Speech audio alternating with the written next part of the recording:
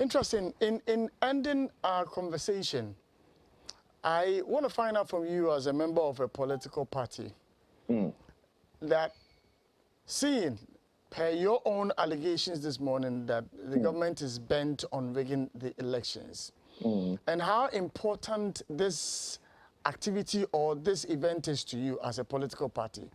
What stops you from providing for your people to register now, even if it means going the premium way? That is the legitimate question. So that is why we have been fighting for this all along. We fought tooth and nail. You know, we don't have the power.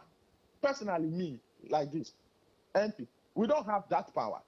We have been fighting that people in the various constituencies and the various regions must be registered.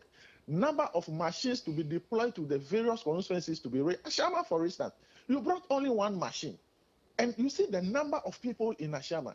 And a day you print only 10, 15, and you say the machine, that's all that the machine can print. How do you expect the number of people, residents in Ashama, to be able to register?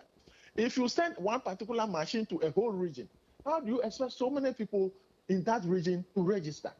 And so we have been fighting this tooth and nail that the NIA should release the machines to all the electoral areas and the constituencies so that the people, Ghanaians, may be able to register.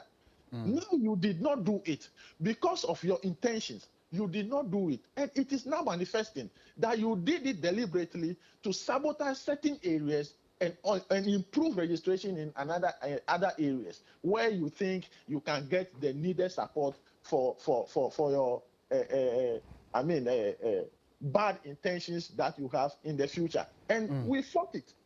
The political parties fought it. NDC, we fought it.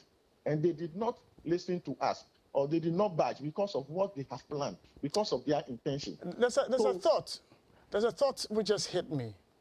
How does the EC identify who is NDC, who is MPP, to disenfranchise them? For instance, the past elections taught us some lessons. That, for instance, in the voter region, we had a seat being won by the NPP. You can say OT, we can say that.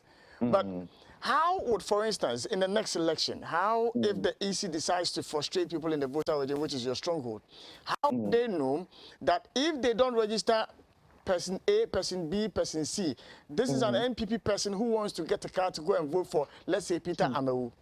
Yes, you see, this game is about calculation.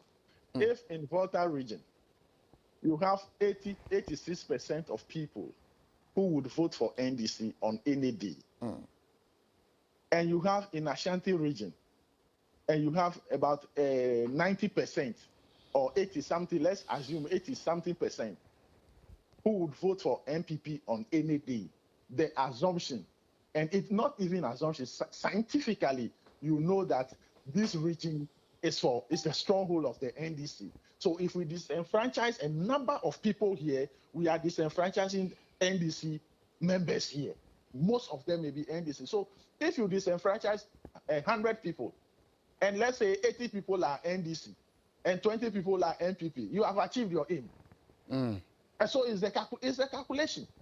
And so if you are able to register more people in Ashanti region, register more people in the Eastern region, and register less people in Volta region, less people in Northern region, less people in Greater Accra, less people in other regions, you know definitely that you are disenfranchising most of the NDC guys in those areas.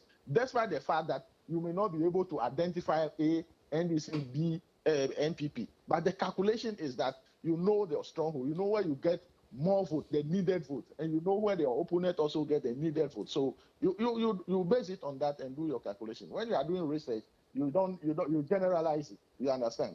And so that is what you did. Senior, I thank you for joining me this morning. Most grateful, my brother. Honorable Ernest Norgbey, MP, Ashama constituency.